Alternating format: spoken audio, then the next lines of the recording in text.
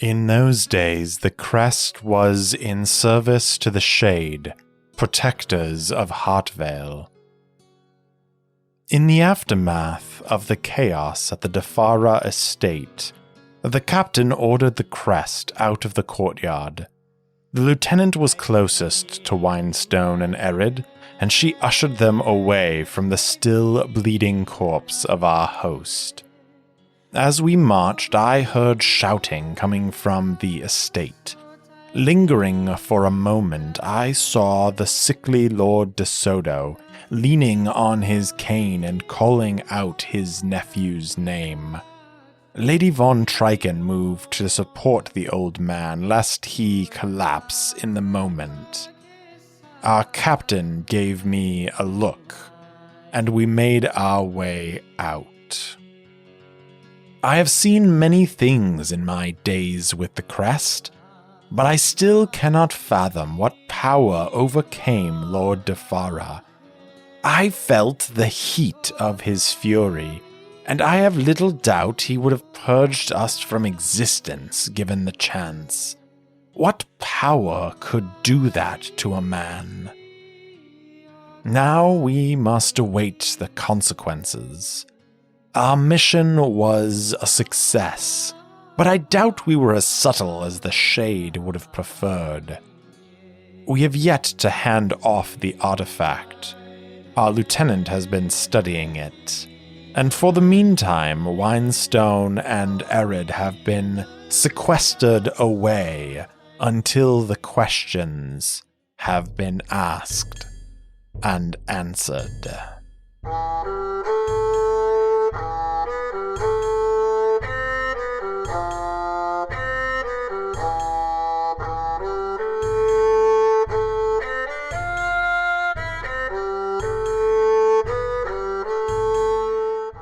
Welcome back for another episode of Errant Adventures. As always, I'm your game master and solo player, Steve Morrison.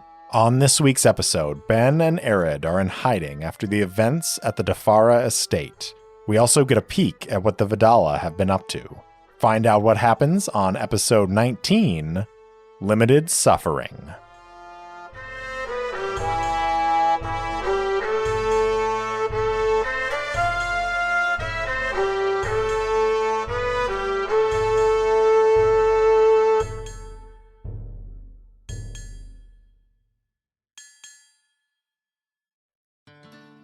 Ben looks out the window of the small apartment that he and Arid have been sharing for the last week. There is rain outside, pelting the cobblestone streets of Heartvale. As he watches, people are coming and going. And at least so far, there's no sign that anyone is aware of their presence in this small apartment.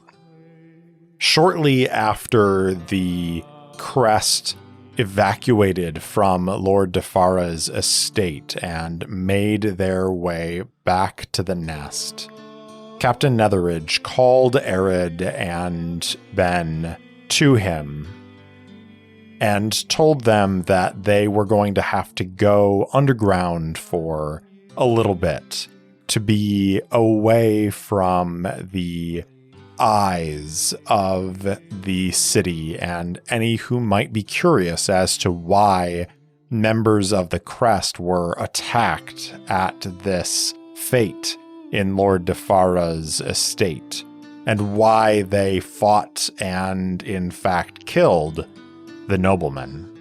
Ben and Arid, within moments, slipped out of the crow's nest and made their way to a safe house on the far side of Heartvale in the Grasp, one of the poorer districts in the city. They made their way into this small apartment, and they have been waiting here for a week. Waiting and resting, waiting to hear from their superiors that it is safe to come out. In that time, the two of them have been recovering as they suffered a number of injuries in the course of that battle. And they have been playing cards to pass the time. Arid managed to snag a couple of books from his quarters before they left and has been reading those. Every once in a while, Benn will pick one up and try to sit and read. And although he is very well learned himself, these books are books of magical knowledge and are beyond anything that he has experience with. As Benn is standing there looking out the window, Arid says, "Is there anything new to report, my friend?" Benn shakes his head and says, "No, I have not seen any activity that seems to put us in danger. I am somewhat concerned that we've not heard from anyone in several days. I would have thought that we'd be out of here after just a few days." Arid says, "I would think it might be even longer. After all, politics does not move that quickly, even in a city of this size." Benn nods and says, "I suppose you're right. I guess I just don't enjoy sitting here doing nothing." "We are not doing nothing, my friend. We are staying out of sight. And that, at least, is a good thing. I don't know about you, but my bruises are still healing." At that, Benn sort of favors his own wounds and says, "Yes, I am also still recovering. I guess I never was good at sitting still." "Ha! Well, if you want to play another hand, I am ready." So while Benn and Arid are laying low and recovering, that was the end of the mission. So we're going to do some advancement. Now, I think they are probably still employed by the Shade, because there is definitely going to be more that needs to be done in the future now that they've kicked the hornet's nest, as it were. But this particular job to steal the artifact has been completed. So as part of that, let's go through the advancement portion of this for both Benn and Arid. So we marked down the highlighted stats as we went. Once again, Benn's were Fierce and Wily, Arid's were Arcane and Steady, and they definitely got some advancement points out of those. And then we're going to move on to Entanglement. Each one has a different entanglement. So Benn's was steal something valuable or important from someone powerful. He definitely did that, and that is going to fill up his track of 5 advancement points and give him another advancement, which is his 5th advancement. And I've only spent 3, so I'm kind of saving up some advancements because I want to get maybe a new move or something like that that is going to cost a little bit more in advancement points. Now, Arid has 3 entanglement options as the adept. And the one that I chose was threaten or coerce someone powerful with your magic. And I can definitely say that Arid was successful at doing that. So that is going to give him an advancement point, which is going to take him up to 4 out of 5 advancement points on his first advancement. Now, using an honor move, I hopefully marked down any honor moves that I used as I went along, because I don't remember all of the potential honor moves that I might have made over the course of this mission. So that is it for advancement, really. Now we're going to gain some honor. And in order to gain honor, advance faction interests, agenda, and standing. I think that applies to both Benn and Arid, so they're both going to gain an honor from that. Make a new connection. I don't know that they necessarily made any new connections on this. In fact, Benn may have lost a connection with Mythic, and that is something that he is going to have to try and get back and talk to Mythic at some point and try to smooth things over once the political waves from the fate have calmed down. Demonstrate power or skill. I definitely think both Benn and Arid managed to do that, so they each get a point of honor for that. And then spread rumors, secrets, or info. I don't think either of them did those things, so we're just going to leave it there. So Benn has 5 honor and Arid has 3 honor, and I should definitely use some of that honor in the next mission.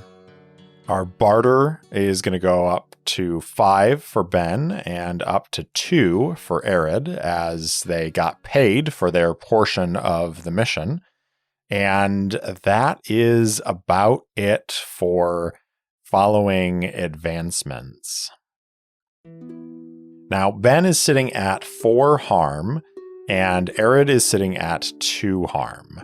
So I think there is definitely going to need to be some healing over the course of this time. And so it says here, 4 harm will stay where it is until you do something about it. Maybe you go to a bloodletter for some healing, or an NPC who has the necessary skills. Once you've received medical attention, treat the harm as above, healing over time. And then if it's 2 harm, or 1 to 3 harm, it will get better over time on its own. After a few days or weeks pass in game time, the MC may tell you to erase harm.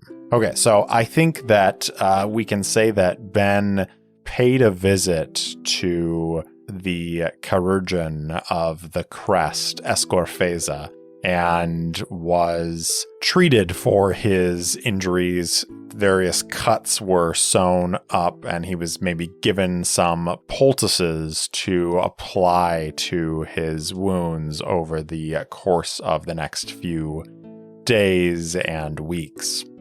And I think because of that, I'm going to go ahead and take 2 ticks off of the harm track. So he's still a little bruised and battered. And I'm going to take 2 off of Arid's, which is going to take him all the way back up to healthy.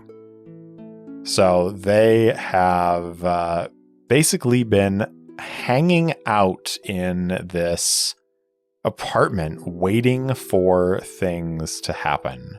And I think this might be a good opportunity to take a look at these 2 individuals and maybe get a feeling for their backstory. You know, I have some ideas for their backstory, especially Benn's, because Arid is a character who came into this campaign in the middle of the campaign, as opposed to me having Benn as a character in mind when I started the campaign. But I want to leave some openness to their backstory. And I think to do that, I'm just going to go ahead and roll on action subject for each of them and see if that inspires me to come up with a little piece of backstory for them. So I'm going to start with Benn, and we're going to roll action and subject. 23 is judge, and the subject is 10. Judge good.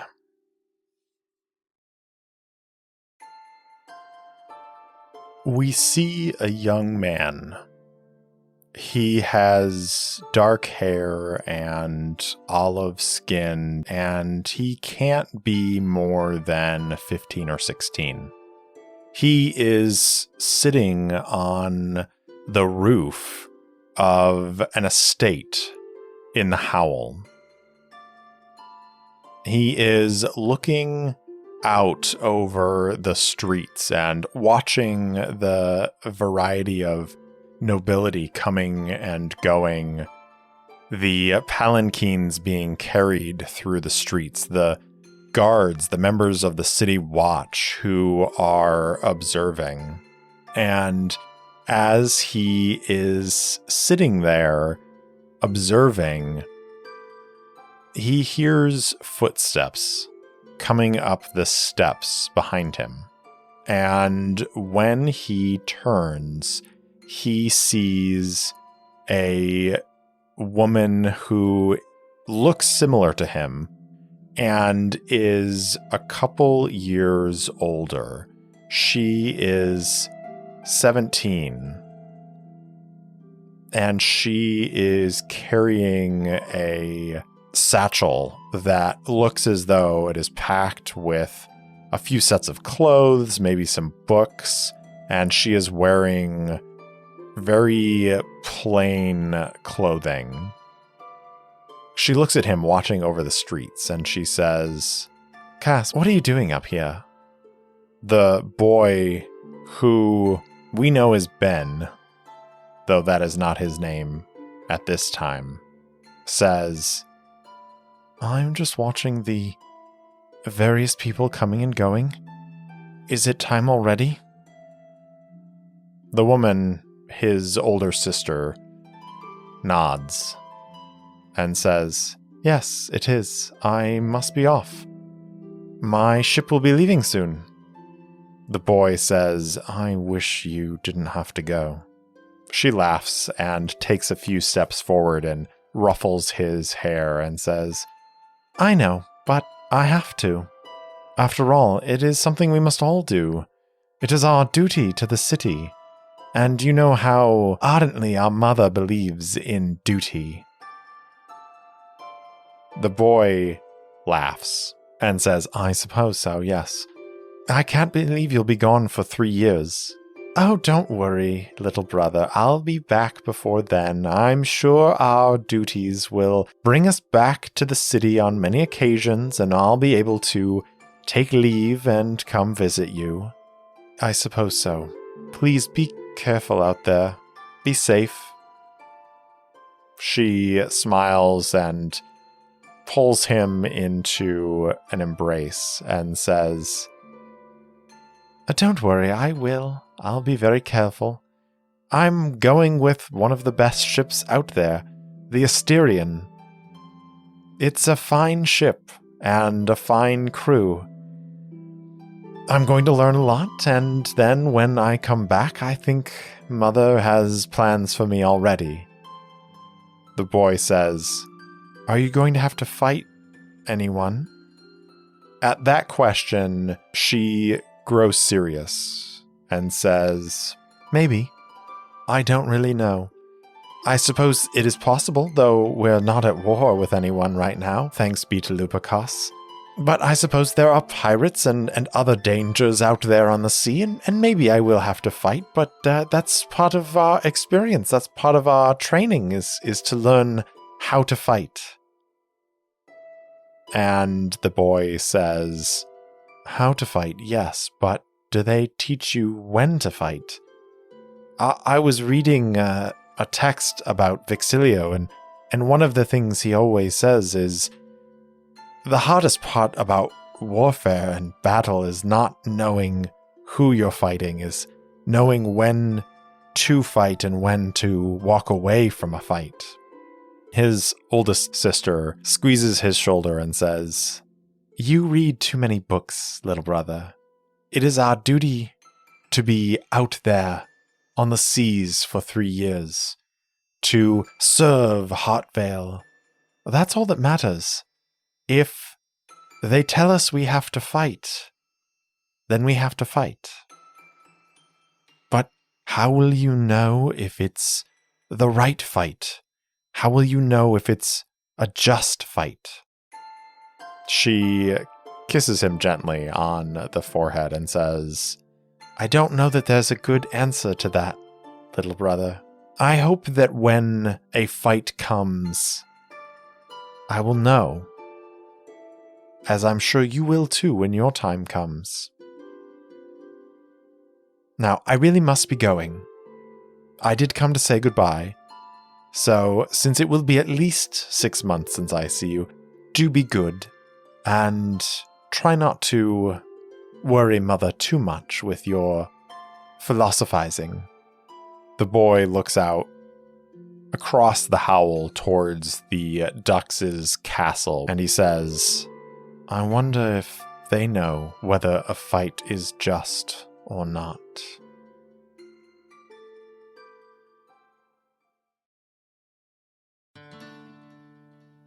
As we come back into the small room with Benn and Arid, they are sitting around a table, staring at cards in their hands, and Benn, looking over Arid's shoulder, can still see out the window a little bit, and he can just barely make out in the distance the outline of the Ducks' castle. And as he is looking over Arid's shoulder and staring at this castle in the distance, Arid says, Is there something on your mind, my friend? Benn, blinking, looks back at his cards and then tosses a couple onto the table and says, Just thinking about the past. I killed him, Arid. Defara, I killed him. And was it the right thing to do? Were we in the right? It seemed so clear at the time. He was going to kill us all. I could feel that as much as any of us could. He almost killed me, and he would have if you hadn't stopped him with that magic that you did. But in those last moments, was it right? Was it justified? I don't know. I don't know if it was just.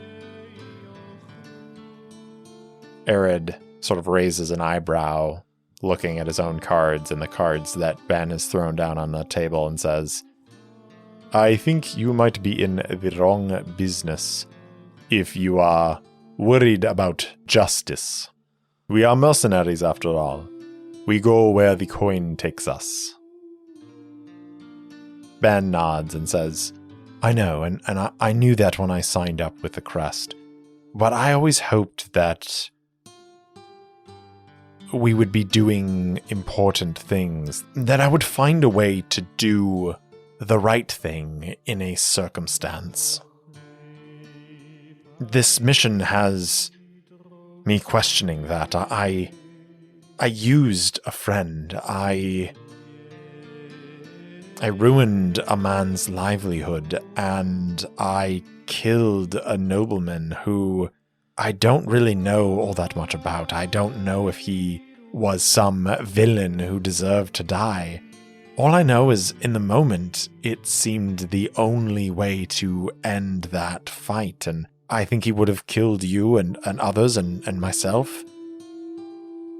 But now, those last moments when he was dying there on the blade of my sword, and he just asked why. It doesn't sit right with me, Arid. Did I do the right thing? Arid folds his cards and sets them down. And before he responds, I'm going to roll on action and subject and see if there's something in his past that might influence what he says to Benn in this moment. So 88, control, 55, control, suffering. We see a dark night. We see city streets that are not the streets of Heartvale. They are far smaller and far more winding. And there is a glow, a haze of fire in the distance as people run to and fro. There is fighting in the streets of Den Larsha, where the Kriva have breached the walls and are storming the city streets. We see Arid, a little younger than the man that we've gotten to know. He is following along with a group of soldiers led by Sergeant Irongull.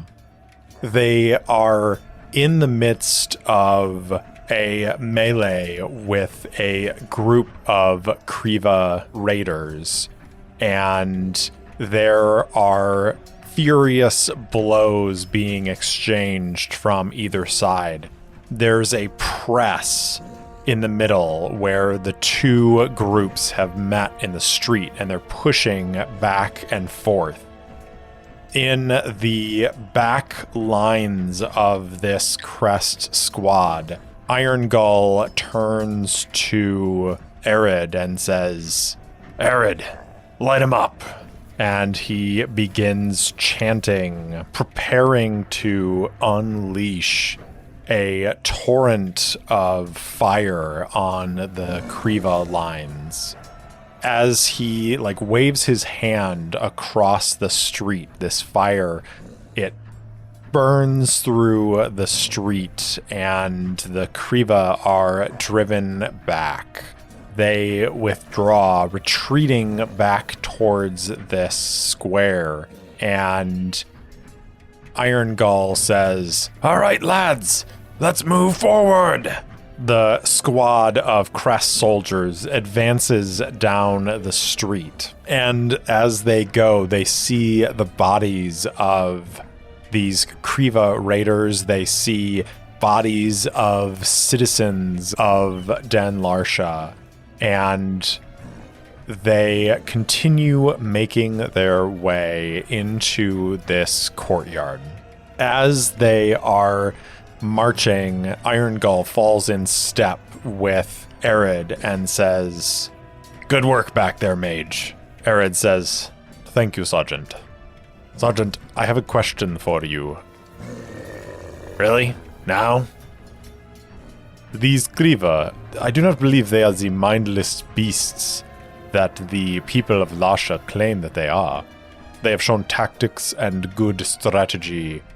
They've breached these walls, and they seem to have a sense of self-preservation." "Your point?" "Why are we then killing them in the streets?" Irongull takes a moment and looks at Arid and says, "It's because we're paid to, son. That's the whole point of being a mercenary. We've been paid to protect this city, and that's exactly what we're going to do." "I understand that, Sergeant, but please, is it right for us to strike down these Kriva when we do not really know what they are after?" Irongull points to some of those civilians on the ground, and he says, "Mage, I don't really care what they're after. We've been hired to protect this city, and right now, if we don't do our job, more people like those poor souls over there are going to die. Now, you can have your philosophical doubts once this battle is over, but while we're in the thick of it, you will fight, you will kill, and you will do what you must to defeat our enemy and help your fellow Crest fulfill this contract. Am I understood? So then, our job here is not to protect the city, but to protect its citizens." Irongull smiles a little bit and says, "If that's what you've got to tell yourself to make it worth it, then yeah, that's our job here. Now let's move." And we then see the group of Crest emerge into this courtyard where there is this larger press of battle going on. And on the far distance, Arid hears a voice calling out.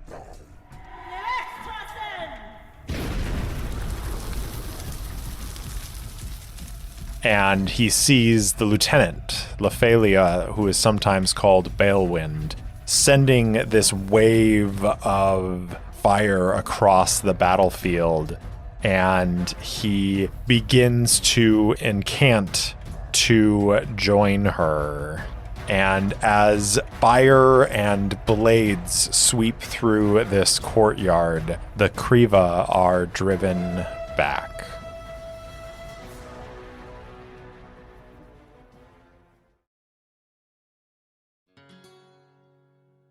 Arid looks back across the table at Benn. And he says, "Mercenary work is a bloody and challenging thing, my friend. The truth that I have learned is not that we are here to do justice or to fight a just war. The best that we can do is to limit suffering. The suffering of others, the suffering of our brothers and sisters. We cannot control everything in this world, but if we do our best, if we seek every day to do our best to limit the suffering that occurs in this world, then we have done something worthwhile. Wouldn't you agree?" Benn nods and says, "That does seem reasonable, of course." "Yes, of course it does. When you killed Defara, you struck down someone who was causing suffering, who could cause more suffering if we did not stop him. The truth is, Benn, we don't know what Defara's plans were. We don't know if he invited in this entity that gave him power or if he was possessed by it. But from my perspective, you did what you had to ensure that more lives were saved than lost. And that is really the best we can ask for in this life. After all, life is not a philosophy problem to be worked over. It is so much more complicated and challenging than that. So, if you ask me, should you feel guilty for killing Lord Defara, I would simply say to you, thank you for helping me to save more lives. Benn looks at the table in front of him and sort of thinks over what Arid is saying. And finally he looks up and nods and says, "Very well, I will take your advice and I will consider it that way. But I would like to know what his plans were, what happened there. As I'm sure we all would. And I am sure that the captain and lieutenant are working on that as we speak. Trust me, my friend. The more that you ask questions, the more challenging this job will be. For now, we are required to sit here and rest. That is all. So let us do it, and try to enjoy ourselves. A little bit. As much as we can in this place." Benn chuckles and says, "All right, well, I suppose we should finish this hand." He pulls a card from the cards in his hand and says, "I have the Queen of Blades. I will add that to my pile," and tosses it down. And Arid says, very interesting."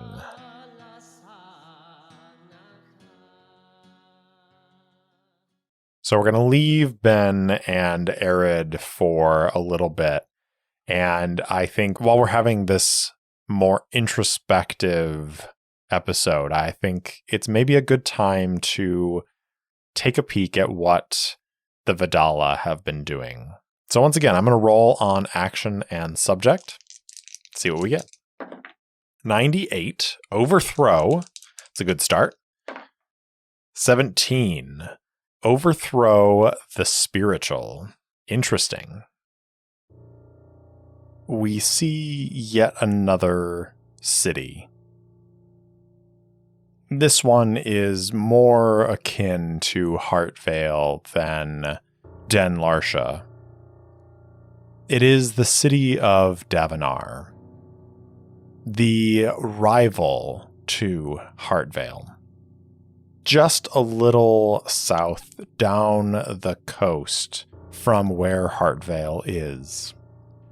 We see this city, and as we see the city, it is around nightfall. The sun is beginning to set on the horizon, and there are long shadows being cast down the streets. We see 3 figures walking down the cobblestone streets of Davenar. Cobblestone streets that, again, look similar to Heartvale. They were both cities that were founded shortly after the shrouding of Alfheim. And as such, there is some similarity in their architecture and in their construction. And maybe that's why they have always been the bitterest rivals of the cities along the coast in this region. Those 3 figures are walking down the street, and they are approaching a cathedral of some sort, a temple. And as they reach the temple, the matron of the Vidala family says, "Now you all remember what our aim is here." Her 2 children, Destrian and Cleopha, nod. She says, "Very good. Then see that you make your way in without being observed." Cleopha goes to the right, and Destrian heads to the left, down the streets, around to the corners, the edges of this building. They head down the alleyway that runs on either side of this temple. And who is this a temple to? I think I'm going to roll on the Divine Domains table in the characters portion of Maze Rats. So I'm going to roll 2d6. 6 and 3. Time. So this god is a god of time.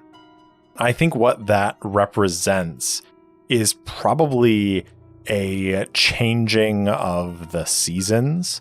So this is a god who is devoted to the transformation that occurs from season to season. And I think because of that, there's probably something that changes in the temple's decor depending on what the season they're in is. And again, I think this is like late summer, starting to head into fall. And so I think there are starting to be some changes in the decor as the temple is undergoing this transformation from the like bright sunshine of summer to more muted sort of earth tone colors. And I think it's maybe the sort of thing where there is some sort of incantation in the stones, or there's some sort of like magic that the priests of this god invoke as the seasons change as part of their rituals that causes this change in the look of the temple. And the matron of the Vidala enters this temple, and because it's close to nightfall, there really aren't many people in here. And I think there's probably only one priest attending at this time, but let's ask the fate chart. And I'm going to just keep the same chaos factor, chaos rank of 7, and I think it is 50-50 on whether or not there's only one priest here. 63 is a yes. So yes, there is only one priest attending this temple. So maybe the others are elsewhere, maybe in like catacombs underneath this temple, or there's some sort of adjoining building that they use as a dormitory.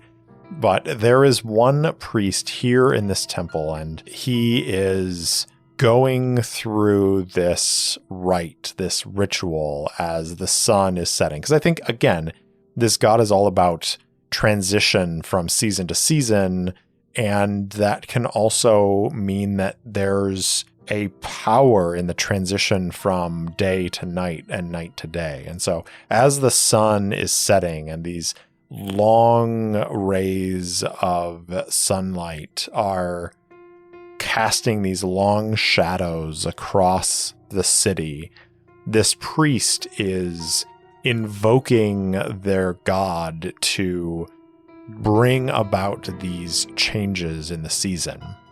The matron of the Vidala family, she enters and makes her way through the temple and begins approaching this priest. And I think the priest is aware that someone has come in, but is not going to stop his invocation until it's finished. And so he completes the invocation, and then he turns and looks at the mother of the Vidala and says, "Is there something I can do for you, madam?" She looks at him, and what is she seeking here? Obviously, we know that this is some sort of overthrowing of the spiritual, but what exactly is she looking for from this particular temple? Let's ask the action and subject again. 87, work hard, and 93, weather, work hard.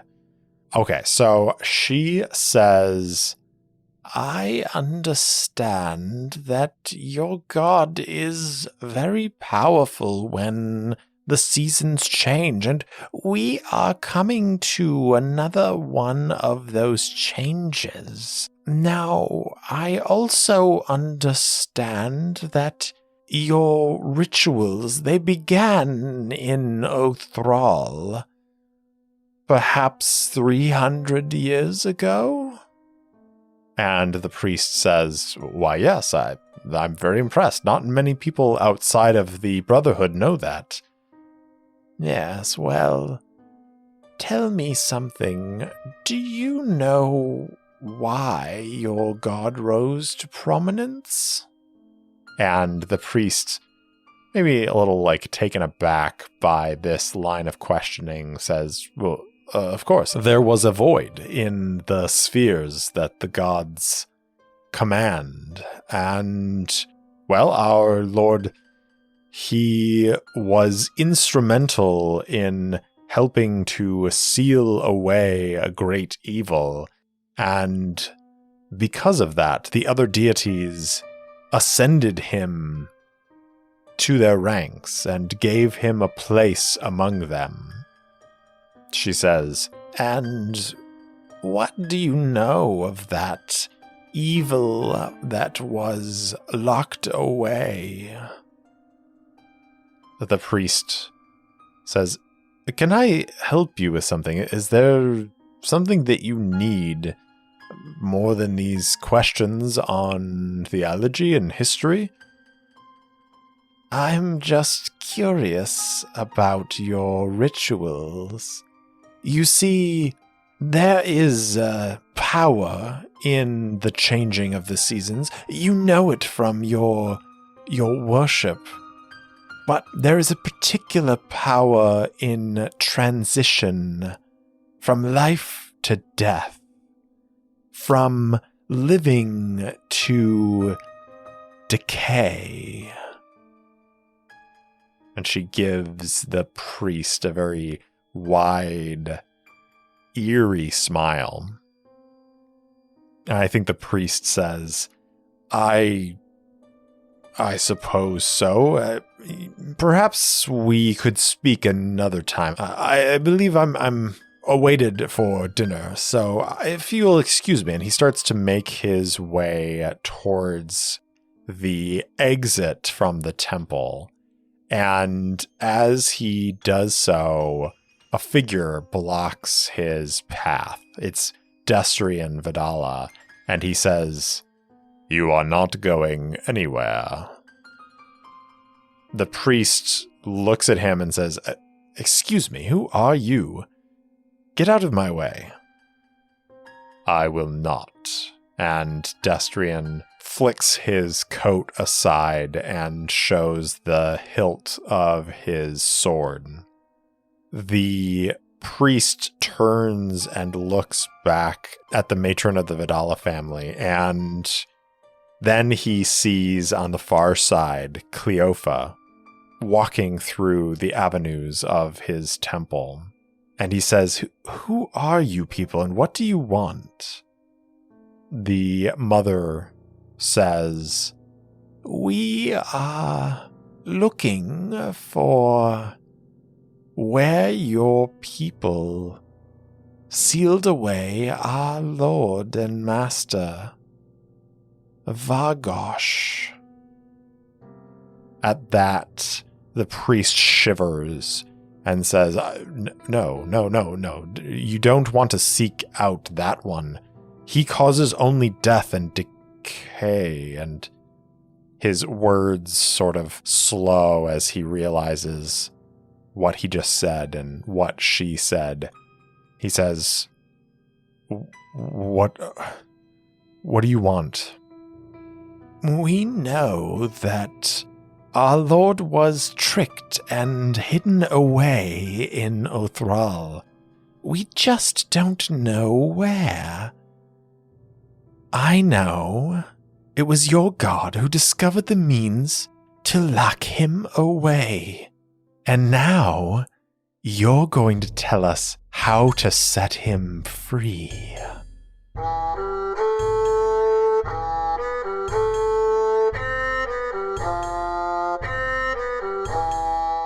Thanks for listening to Errant Adventures, and thanks so much to Syrinscape for the lovely ambient sounds and music throughout the episode. If you enjoyed the show, please tell anyone and everyone in your life about it. And if you haven't already, please rate and review the show on your favorite podcast app. It really does help others find me. If you want to interact with me, my handle on Instagram and Twitter is @ErrantSoloPod, or you can email me at errantsolopod@gmail.com. I also post short fiction and campaign-related materials on my website, errantadventurespod.com. Thanks again for listening, and I'll see you next time.